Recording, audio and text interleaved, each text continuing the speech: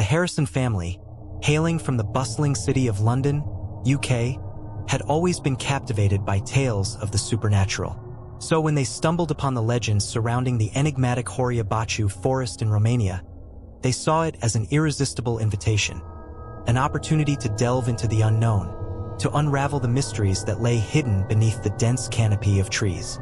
With a sense of excitement tinged with trepidation, they eagerly packed their belongings and embarked on their journey to the heart of Transylvania. As they ventured deeper into the Romanian countryside, the landscape transformed, giving way to rolling hills and dense forests that seemed to stretch endlessly into the horizon. Finally, after hours of travel, they arrived at their destination, the Horia Baciu forest.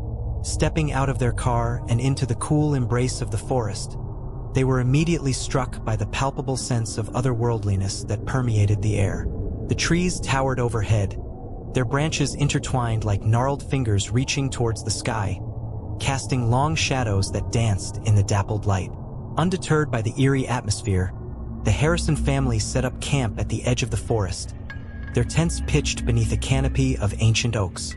As night fell and the forest came alive with the sounds of nocturnal creatures, they gathered around a crackling fire, exchanging stories and sharing nervous laughter as they tried to shake off the sense of unease that hung heavy in the air. But as the hours passed and the fire burned low, their sense of unease only grew. Strange noises echoed through the forest, a chorus of unseen creatures calling out into the darkness, their voices haunting and ethereal. Shadows danced at the periphery of their vision, flickering in and out of existence like phantoms in the night. Then, in the dead of night, tragedy struck. Emily, the youngest member of the Harrison family, disappeared without a trace. One moment she was there, nestled in her sleeping bag beside her siblings, and the next she was gone, as if swallowed up by the very darkness that enveloped the forest. Panic surged through the family as they frantically searched for Emily, their cries echoing through the trees. But their efforts were in vain. There was no sign of her, no clue as to what had become of her. It was as if she had simply vanished into thin air. As dawn broke over the forest, the Harrison family found themselves faced with an impossible choice. Should they stay and continue their search for Emily, risking their own safety in the process? Or should they abandon their quest and flee the forest, leaving behind the youngest member of their family to an uncertain fate? In the end, they chose to stay, driven by a fierce determination to find Emily and bring her home. But as the days turned into weeks and their search yielded no results, their resolve began to waver. The forest seemed to conspire against them, twisting and turning the paths until they were hopelessly lost, disorienting them with its shifting landscape and malevolent presence. With each passing day, the line between reality and nightmare blurred further.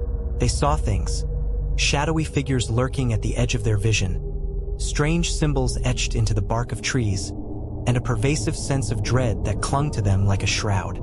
Food and water became scarce, and exhaustion weighed heavily on their minds and bodies.